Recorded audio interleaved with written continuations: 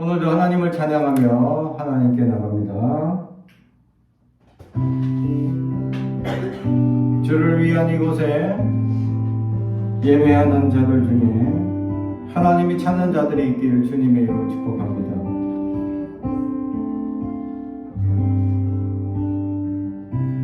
주를 위한 이곳에 예배하는 자들 중에 그가 참는 이 없어 주님께서 슬퍼하시네.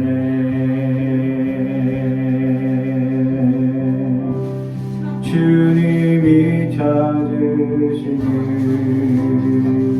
그 한 사람 그의 회자 내가 그 사람 되기 간절히 주께 예배하네.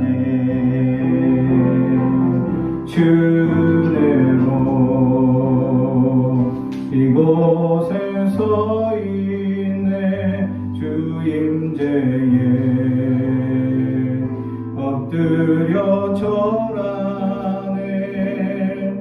그 어느 것도 난 필요 없네. 주님만 경배해. 주내로 이곳에 서 있네. 주 임재에 엎드려 절하네. 그 어느 것도 난 필요 없네. 주님만 경배해.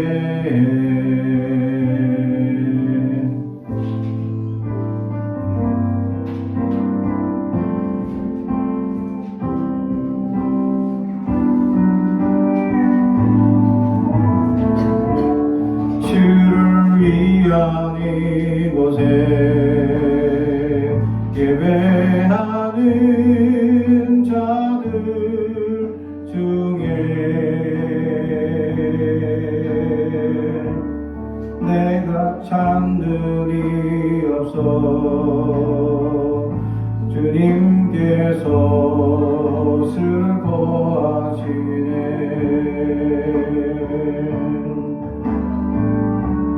주님이 찾으시는 그 한 사람 그의 회자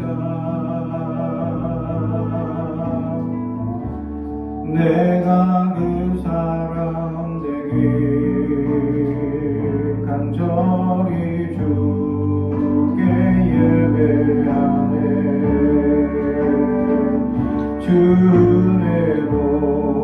주내로 이곳에 서 있네. 주 임재에 엎드려 절하네.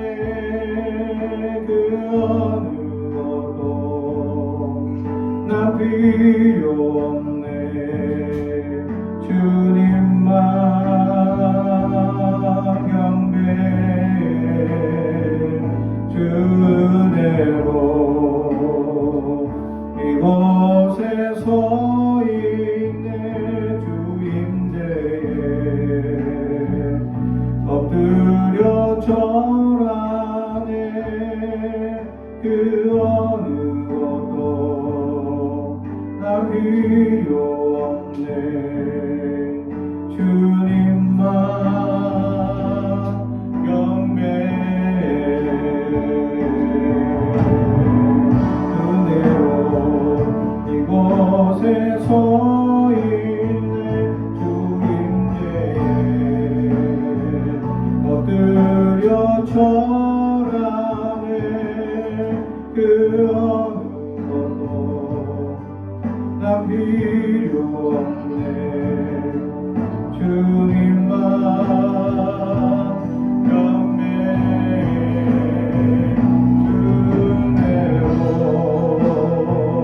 이곳에 서 있네. 주인네 엎드려 절하네. 그 어느 것도 난 필요 없네. 주님만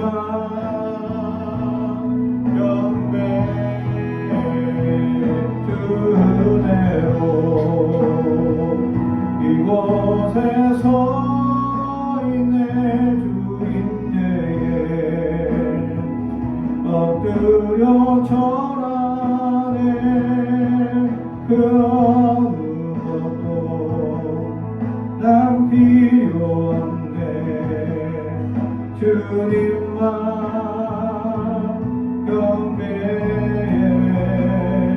주네요. 이곳에 서 있네.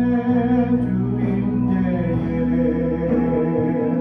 엎드려 절하네. 그 어느 것도 난 필요 없네. 주님만 경배해.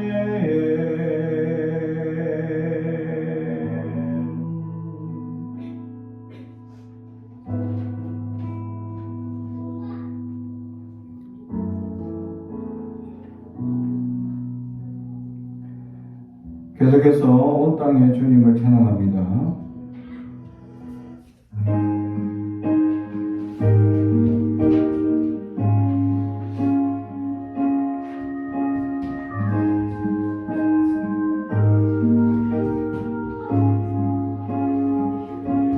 온 땅의 주인 되신 주님이 내 일어나시며 상한 맘 돌보네. 어둠을 밝히시는 새벽별 방황하는 내 맘 주의 길 비추시네. 나로 인함이 아닌 주가 행하신 일로 나의 행함이 아닌 오직 주로 인하여 나는 오늘 비었다 지는 이름 없는 꽃과 같네. 바다에 있는 파도 안개와 같지만 주는 나를 붙드시고 부르짖음 들으시며 날 위하다시네.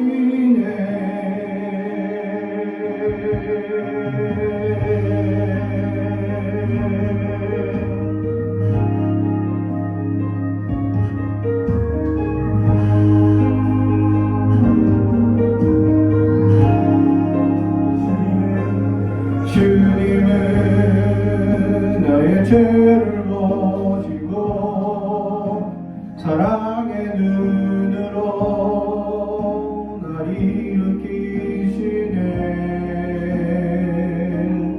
바다를 잔잔하게 하시듯 내 영혼의 호흡 고요케 하시네. 나로 인함이 아닌 주가 행하신 일로 나의 행함이 아닌 오직 주로 인하여 나는 오늘 비었다 치는 이름 없는 것과 같네. 바다에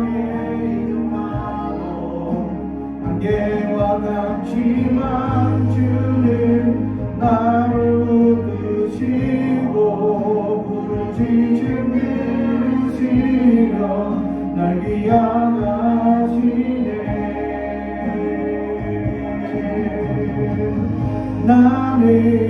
너를 비어닥치는 이름 없는 곳과 강해 바다에 있는 파도 안개와 같지만 주는 나를 붙드시고 부르짖음 들으시며 날 위하시네.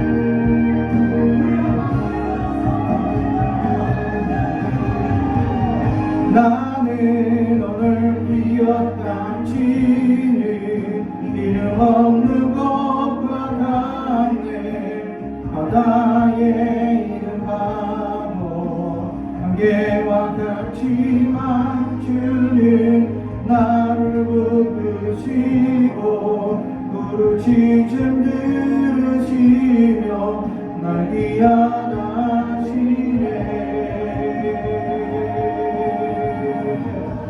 나는 오늘 비어닥치는 이름 없는 곳과 같네 바다에 있는 파도 안개와 같지만 주는 나를 붙드시고 부르짖음 들으시며 날 위하시네.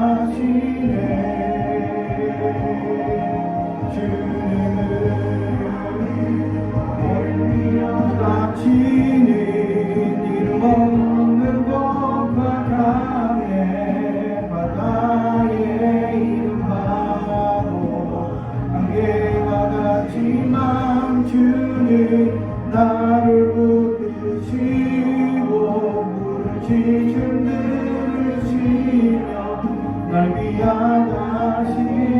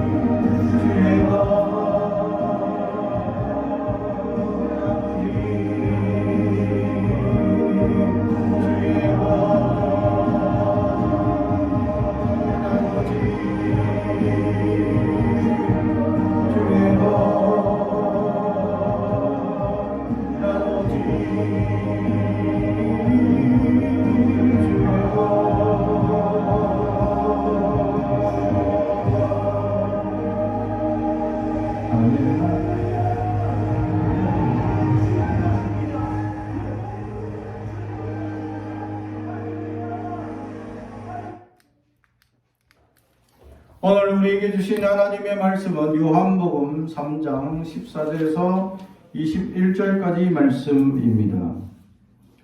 요한복음 3장 14절에서 21절까지 말씀, 하나님의 말씀을 봉독하겠습니다. 하나님의 말씀을 경청해 주시기 바랍니다. 모세가 광야에서 뱀을 든 것 같이 인자도 들려야 하리니 이는 그를 믿는 자마다 영생을 얻게 하려 하심이니라.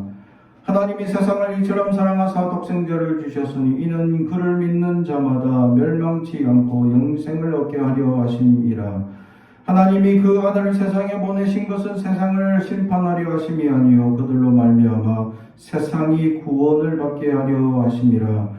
그를 믿는 자는 심판을 받지 아니하는 것이요 믿지 아니한 자는 하나님의 독생자의 이름을 믿지 아니하므로 벌써 심판을 받은 것이니라.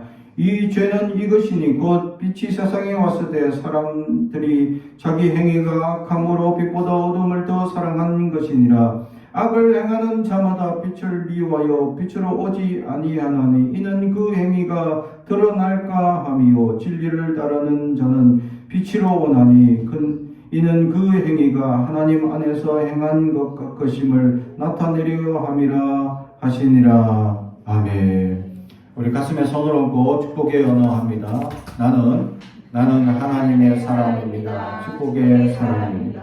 우리 가정은 영혼이 잘되는 같이 범사가 잘되고 강건해지는 가정입니다. 우리 교회는 번성하고 창대하게 되며 하나님의 언약이 이루어지는 교회입니다. 아멘. 오늘 말씀의 제목은 인자도 들려야 하리니 라는 제목의 말씀으로 오늘 우리에게 말씀해 주고 있습니다. 오늘 14절 모세가 광야에서 뱀을 든 것 같이 인자도 들려야 한다. 이 말씀은 민수기 21장에 나와 있는 말씀이죠. 우리가 민수기 말씀을 보게 되면 어떤 사건이 있었느냐라는 것을 주목해 볼 필요가 있는데 21장 4절에 백성들이 호르산에서 출발하여 홍해길을 따라 에돔 땅을 우회하려 하여다가 길로 말미암아 백성의 마음이 이상하니. 길로 말미암아 백성의 마음이 이상하니. 길이 어떻길래 백성의 마음이 이상해졌을까? 보통 길이라는 단어를 사용할 때 우리가 보통은 그냥 걸어가는 길일 수도 있지만 다른 말로 하면 인생의 걸음이라고 표현할 수도 있습니다. 이스라엘 백성들이 지금까지 사막길을 걸어왔습니다. 어쩌면 평탄한 길일 수도 있죠. 근데 우회하려고 하는 길은 길이 없고 험난하니까 그 험난한 길로 말미암아 사람들의 마음이 이상해졌다라고 얘기합니다. 길 하나 때문에 사람의 마음이 이상해진다라는 표현이죠. 다른 표현을 하면 우리의 인생이 조금만 험난해지면 우리의 마음이 이상해질 수 있다라는 표현을 말씀해 주고 있습니다. 좀 더 말씀을 드리면 우리의 마음은 길로 말미암아 쉽게 무너질 수 있다라는 표현이죠. 제가 보는 어느 유튜브를 보니까 그냥 이렇게 이 둘레길을 걸어 다니는 것을 좋아하는 사람이 있었습니다. 그래서 온 세계 곳곳에 둘레길로 표현되어 있는 길은 다 걸어 다니는 겁니다. 그러다가 이제 자기가 목표한 걸음을 이제 걸으려고 오늘은 여기서 여기까지 걸을 겁니다 하고 딱 걸어갔는데 다음 마을에 갔더니 호텔이 없어. 그래서 알아보니까 다음 마을에 있어요. 원래는 한 20km 정도 걸으려고 했는데 20km도 보통 걸음으로 걸어도 한 4시간, 5시간 걸립니다. 잘못 걸으면. 산길이기 때문이죠. 근데 40km, 50km를 걷게 되는, 그러면 해가 저무는 겁니다. 그 특이한 거는, 특히 희한한 현상이 뭐냐면, 영국이나 유럽 같은 나라들은 4시면 해가 져요. 오후 4시가 되면. 그러니까 4시 전에 걸음을 멈춰야 되는 겁니다. 그런데 4시가 지나도록 자기가 계획했던 것보다 더 험난해지는 겁니다. 그런데 자기가 예상치도 못한 일, 이거 어떻게 해야 됩니까? 이 참 계획도 하지 못하고 생각지도 못한 험난한 길들이 막 펼쳐지고 있을 때 그 사람은 무작정 걸어가는 것을 봅니다. 어떻게 할 수도 없고 그냥 걸어가야 해요. 그 다음 말까지. 그리고 막 인터넷을 통해서 호텔을 예약할 수 있는 것을 다 예약해봤어요. 그러니까 생각지도 못한 멀리 있는 곳에 유일하게 한 곳이 있어서 예약을 한 거죠. 그까지 걸어갈 수가 없는 거야, 이제는. 나중에 가서는. 그래서 심야 버스를 타고 그곳에까지 버스 타고 갈 수밖에 없는 그런 여정들을 막 보여주고 있는 거예요. 우리가 참 그런 걸 보면 우리가 인생길처럼 우리가 계획하고 준비하고 있는 일들이 있는가 하면 우리가 생각지도 못한 험난한 일들을 갑자기 겪을 때가 있습니다. 날씨가 좋았다고 생각하는데 산에 꼭대기에 올라가니까 갑자기 눈부라치며 어려움을 겪는 일도 있을 것이고, 날씨가 안 좋다고 했는데 막상 걸어보니까 금방 날씨가 좋아져서 굉장히 상쾌하고 기분 좋은 하루가 될 수도 있다라는 것입니다. 그래서 이 사람의 마음이라는 것은 길이라는 그 단순한 그것 때문에 우리의 마음이 이상해질 수 있다라는 것을 성경은 우리에게 보여주고 있습니다. 다른 말로 하면 우리 마음은 이렇게 길에 너무 집착한다. 다른 말로 하면 좀 더 조금이라도 우리의 삶이 까칠해지면 우리의 마음도 쉽게 까칠해진다라는 표현이죠. 쉽게 무너지고 쉽게 좌절하는 게 우리의 마음입니다. 은혜가 닥칠 때는 감사합니다 하고 막 은혜가 넘치는 것 같다가도 금방 그 마음이 식어져 버립니다.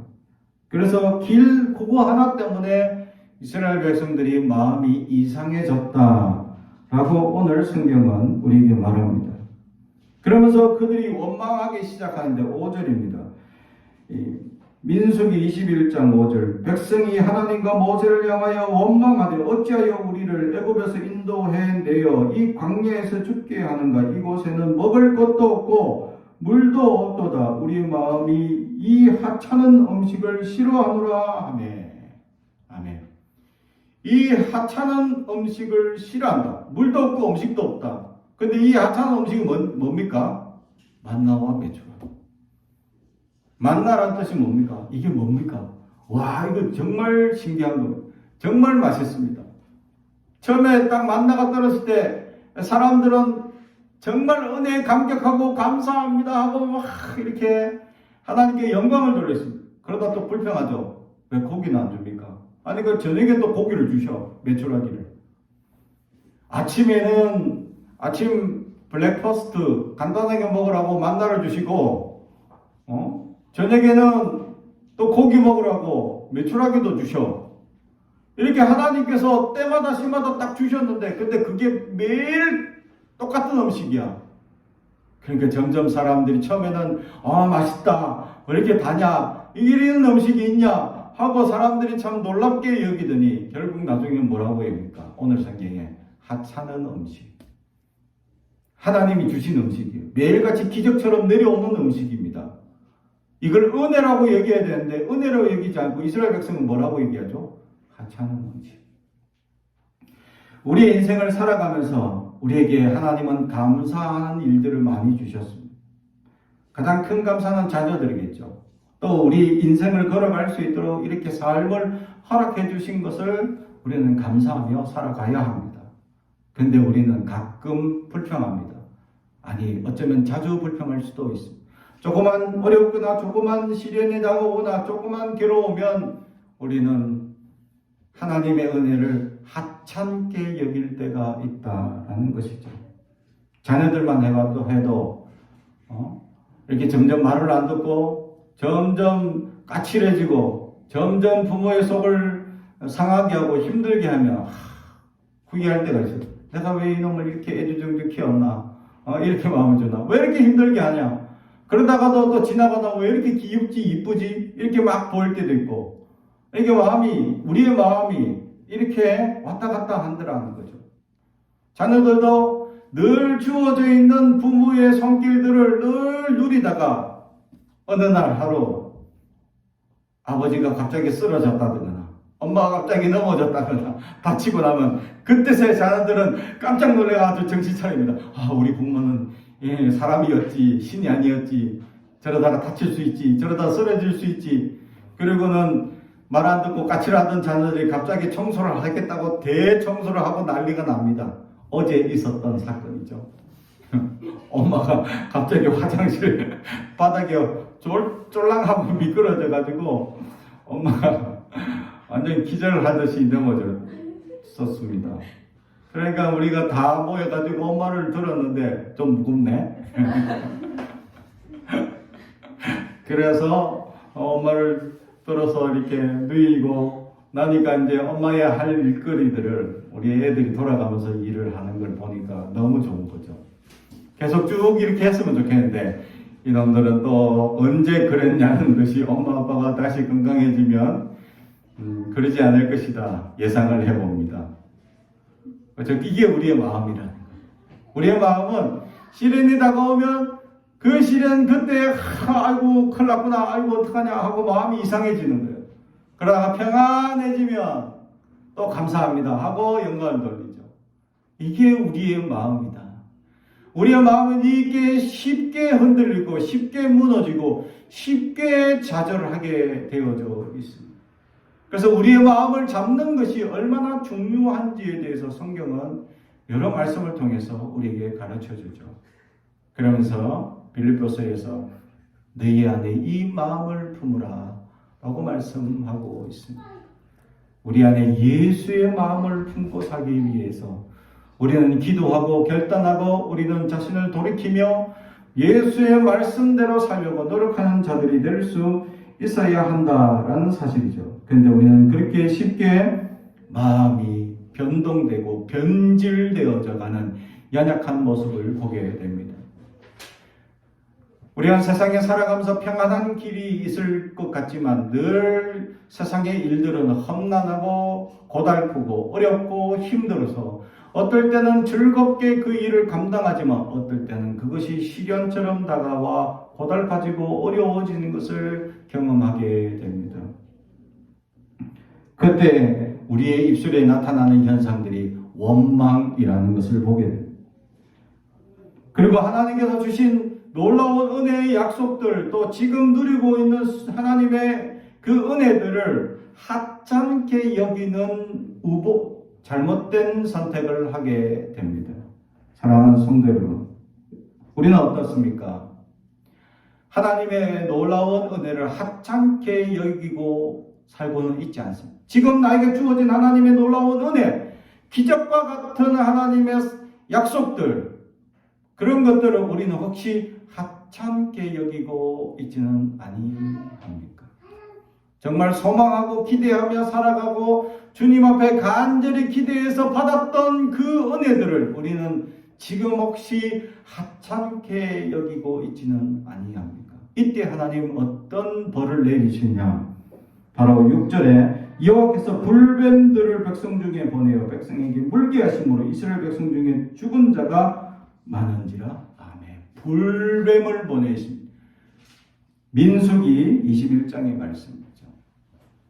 그래서 불뱀을 보내어서 이 사람들을 물게 하셨습니다. 그러자 모세가 드디어 하나님 앞에 아이고 이래서는 안 된다, 하나님 살려주세요 라고 기도하니까 하나님께서 놋뱀을 높이 세워라, 놋뱀을 만들어서 높이 세워라. 아니, 하나님의 이 불뱀에게 물린 사람을 치료하는 방법, 우리가 생각할 때 치료할 때 어떻게 해야 되냐? 불뱀에게 물렸다 그러면 독을 빼야 되기 위해서 일단 혈액이 흐르지 않도록 일단 구급법으로 이 혈관을 흐르는 그 관절 부분을 꽉 조아서 그 피가 흐르지 않게 한 다음에 이 물린 그 부분을 어떻게 이제 독이니까 입으로 빨면 안 되고 다른 방법으로 어떤 칼로 절개하든 해서 피를 흘리게 해서 그 독이 나오게끔 만드는 지금의 의학 방법을 구사하든지 치료제를 주신다든지 이래야 되는데 하나님의 방법은 뭐냐? 그냥 놋으로 철로 된 그냥 이 뱀을 만들어서 높이 매달으라는 거예요. 그리고 뱀에게 물렸을 때 어떻게 하라는 겁니까? 쳐다만 봐라는 거예요. 할렐루야. 이게 하나님의 방법이에요. 우리의 이상적인 방법은 아니 의학적인 방법, 과학적인 방법, 어떤 치료제나 어떤 이제 상식적으로 생각했을 때 뱀에 물렸을 때 어떻게 하거나 아니면 어떤 약초를 주든지 아니면 어떤 다른 그 구급법을 또 특별한 하나님의 구급법을 알려주시든지 이렇게 해야 되는데 이것이 우리의 상식이고 우리의 방법이라고 하는데 하나님은 다른 게 아니에요. 그냥 놋에 뱀 모양 만들어서 그것을 높이 달고 그걸 바라보라는 겁니다. 그래서 사람들이 어떻게 해요? 설마 안 믿어. 믿는 사람도 있고 안 믿는 사람들이 나타나기 시작합니다. 하나님이 하라는 대로 하는 사람과 인간적인 이성이 발달해서 이건 말도 안 돼. 의학적인 방법이나 약초나 또는 구급법이나 이런 것들로 되는 방법이 아닌 이건 과학적이지 않고 비과학적이고 말도 안 되는, 그래서 하나님을 불신하는 세속적인 마음들이 찾아오기 시작하고, 그래서 둘로 갈리기 시작하죠. 에이, 저거 본다고 사람 살겠어? 하는 사람의 주장과, 아니야, 저거 보면 살아 라고 하나님 말씀하시니까 난 믿어 하는 사람들이 나타나기 시작했다는 거예요. 실제로 불뱀 막 물리실 때, 노뱀을 높이 달았을 때 물리자마자 쳐다보니까 어떻게 돼요? 살아나, 진짜. 근데 그건 아니야 하고 내 인간적인 구급법으로 피를 빨리 안 통하게 하고 빨리 약초 가져와봐 어떻게 좀 하는 사람들은 다 죽었다. 할렐루야. 우리의 이성적인 방법은 어떤 의학이나 어떤 치료제나 어떤 인간적인 노력의 행위가 들어가야 되지 않을까라고 생각하지만, 생명을 살기 위한 방법에서는 아무런 인간의 노력이 필요 없습니다. 단지 노력이 필요하다면 고개만 돌려서 쳐다보면 된다. 할렐루야. 고개만 돌려서 쳐다보면 된다 라는 말씀이죠. 그게 노뱀 사건의 놀라운 축복이었다라는 사실입니다. 어떤 이들에게는 도리어 저주가 되는 사람들이 있습니다. 이성이 발달해서 이성적으로 생각하고 과학적인 분명한 증거가 있어야 될 사람들에게는 그 말을 도저히 믿을 수가 없어요.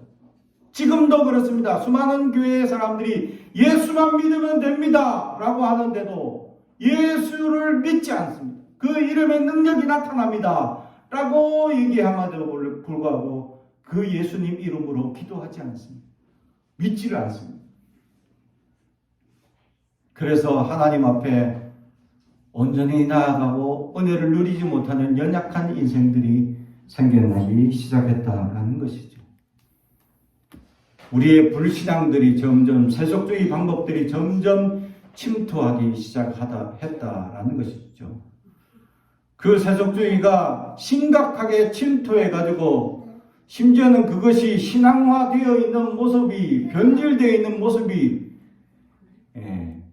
종교화되어져 있는 모습이 생겨나기 시작합니다. 그게 천주교의 마리아 기도입니다. 마리아께 기도들을 드리면 예수님의 어머니니까 더 잘 들어주지 않을까라고 착각합니다. 기도를 들어주는 주체는 하나님이십니다. 예수님이 아니에요. 예수님은 어떤 역할을 합니다. 우리의 기도를 하나님께 가져다주는 역할일 뿐입니다.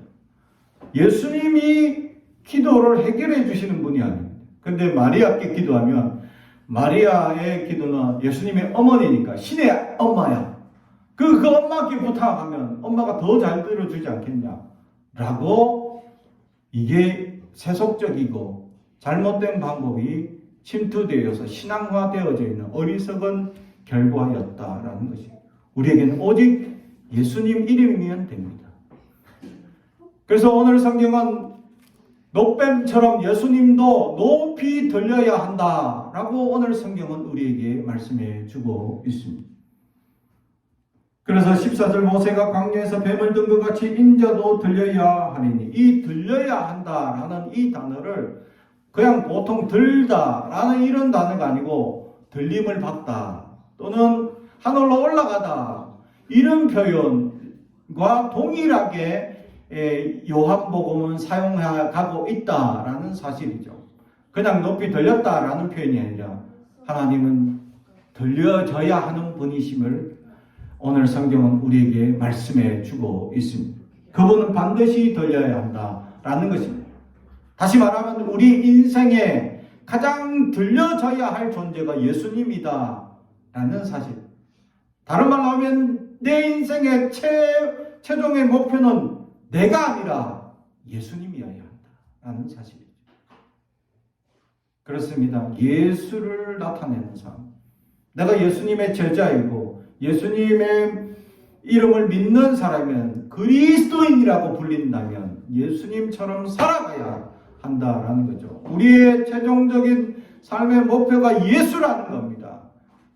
우리에게 모든 것이 예수의 이름에 집합되어져야 합니다. 내 삶에 예수가 나타나냐, 내 생각에 예수가 드러나고 있느냐, 내 삶의 모든 방향에 예수가 보여지고 있느냐라는 겁니다. 그러지 않으면 우리는 잘못 살고 있거나 하나님의 주신 은혜를 하찮게 여기며 어리석게 살고 있을 수 있다라는 사실입니다. 사랑하는 성도 여러분, 우리는 살아가면서 지금도 하나님의 주신 놀라운 은혜를 감사히 여기지 못하는, 그 은혜를 하찮게 여기는 사람이 될 수도 있다라는 것이죠. 이 땅에 우리가 자녀를 태어날 때, 이 자녀가 우리가 생각할 때 또는 기도할 때 정말 건강하게만 자라다오 라고 기도하죠. 어릴 때 너무 연약하니까 어떻게 병이 오거나 어떻게 잘못될 수도 있으니까. 그리고 실제로 어린 아기들이 아프면 마음이 정말 아픕니다. 그죠? 아기들이 아프면 이게 아프다는 말도 못하고 그냥 시름시름 앓고 열이 그냥 펄펄 끓는 거예요. 그래가지고 이걸 어떻게 처음에 첫 아기를 했을 때는 정말 당황스럽죠. 그래서 막 병원에 달려갑니다. 그럼 병원에서 간단하게 약만 먹이고 보냅니다. 그런데 막 부모의 마음은 어떡합니까? 막 이래도 되는지, 요 약만 먹이고 아이가 건강해지는지 하고 막 불안초조하죠. 그러다 둘째, 셋째까지 다 키워보면 그래, 약 먹이면 돼. 그래서 항상 상비약으로 집에 약을 상비해 줍니다. 그래서 열만하거나 조금이나 안 좋다면 약을 먹이죠. 그래서 막 두려워하고 염려하고 초조해야 합니다. 그래서 건강하게만 자라다오라고, 제발 건강해다오라고 기도 열심히 합니다. 그래서 애가 건강하게 잘 자라. 근데 이제 초등학교 들어가고 중학교 들어가고 고등학교 되면 부모의 마음이 조금 바뀝니다. 이상해지기 시작합니다. 뭐예요? 지금 건강한 것을 은혜로 여기지 않고 자창게 얘기하면서 하나 더 주제가 늘죠. 공부 조금 더 잘했으면 좋겠다 라고 이제 주제가 이제 조금 더 변동되기 시작합니다. 그래서 공부에 대해서 집착하기 시작하고 공부하라고 막 이리 잔소리하기 시작합니다. 그러면 자녀들은 그 잔소리 듣기 싫어 자꾸 도망가고 부모들은 쫓아다니면서 공부하라고 얘기하죠. 그런 전쟁이 시작되어져 가는 겁니다. 태어나고 건강하게만 자라는 것마다 하나님 감사합니다 하고 이렇게 하나님께 영광을 돌렸더니, 건강한 것보다 조금 이제 살 키워보니까 뭐 하나씩 자꾸 추가돼요. 뭐가 이거 있었으면 좋겠고 저거 있었으면 좋겠고 이것도 있었으면 좋겠고 자꾸 기도 제목이 추가되는 거예요. 처음 주신 하나님의 은혜를 하찮게 여기는 우리의 연약한 마음이 찾아오기 시작한다라는, 이것이 우리의 마음이다라는, 우리의 마음은 처음 주신 은혜의 감격을 잃어져 가고 있다라는 것. 쉽게 잃어버리고 쉽게 그것을 망각하는 것이 우리의 마음이다라는 것을 인지하며 살아야 합니다. 그래서 우리는 죄인입니다. 그래서 우리는 연약한 죄인. 하나님의 주신 은혜를 늘 쉽게 잊어버리고 늘 쉽게 망각하고 하나님의 주신 놀라운 기적과 이적들을 하나님께 감사하지 못하고 쉽게 하찮게 여기는 아무것도 아닌 것으로 여길 때가 많다라는 것이죠. 사랑하는 성도 여러분, 우리에게 주신 하나님의 놀라운 은혜들이 너무 많습니다.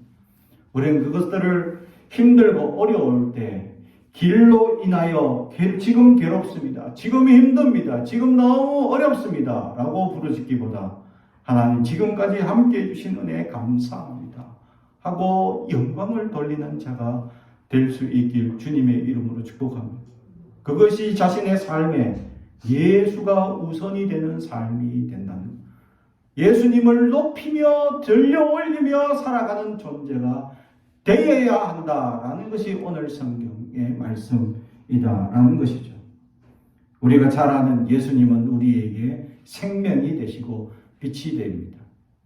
그러면서 우리의 또 연약한 마음의 속성을 하나 더 우리에게 비춰주기 시작합니다. 그게 뭐냐? 죄악성을 보여주고 있죠. 예수님은 빛이기 때문에 죄는 빛을 싫어해서 도망간다라고 표현해요. 다시 한번 예수님이 오셨는데 야 감사합니다 오셨습니까 하고 예수님께 달려가야 되는데 많은 사람들이 어떻게 반대 방향으로 도망가더라라는 거죠. 그래서 막달라 마리아가 대낮에 잡혀왔을 때 사람들이 가늠하여 잡혀온 이 여인을 향하여 증명하라고 말씀하실 때 죄 없는 자가 먼저 돌로 쳐라 했을 때 아무도 그 여인에게 돌을 던지지 못하죠. 죄 없는 주님도 용서하게 됩니다. 다시 다른 말로 표현하면 많은 사람들이 죄에 물들어 있다라는 증거입니다. 결국 죄에 물들다 보면 이 죄에 익숙하게 살려 하고 안주하다 보면 점점 예수님께 영광을 돌리며 빛의 자녀로 살아가는 것을 소홀히 여기고 하찮게 여기고 이제 점점 그늘의 자녀들로 살아갈 수도 있다라는 사실이죠.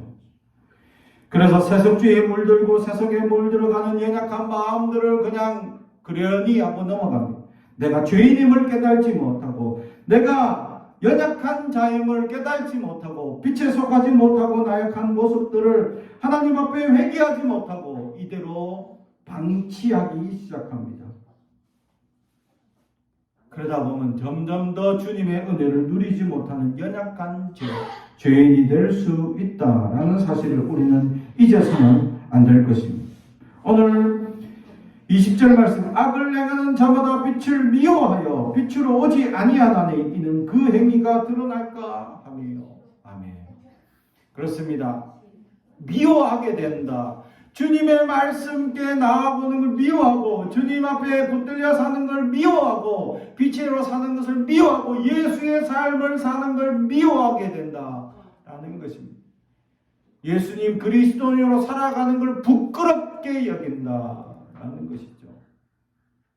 그래서 세상에 나가서 사람들 앞에 기도하는 모습 보여주는 게 부끄러운 것으로 여기는 사람들이 나타납니다.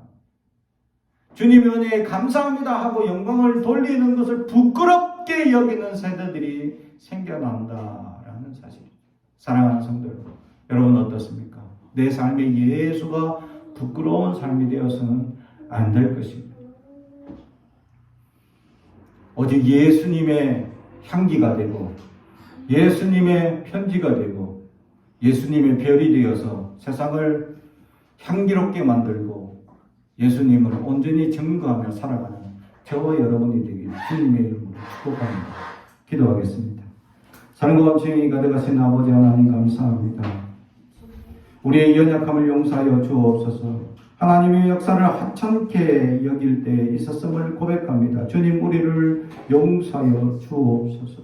이제 주님 앞에 온전히 하나님의 은혜를 높이며 하나님만을 영광 돌리며 하나님의 크신 은혜를 바라보며 예수를 올리는 자, 예수를 드러내는 자, 예수님을 들려 올리는 자가 될 수 있는 우리가 될 수 있도록 인도하여 주옵소서. 예수님의 이름으로 기도드리옵나이다. 아멘.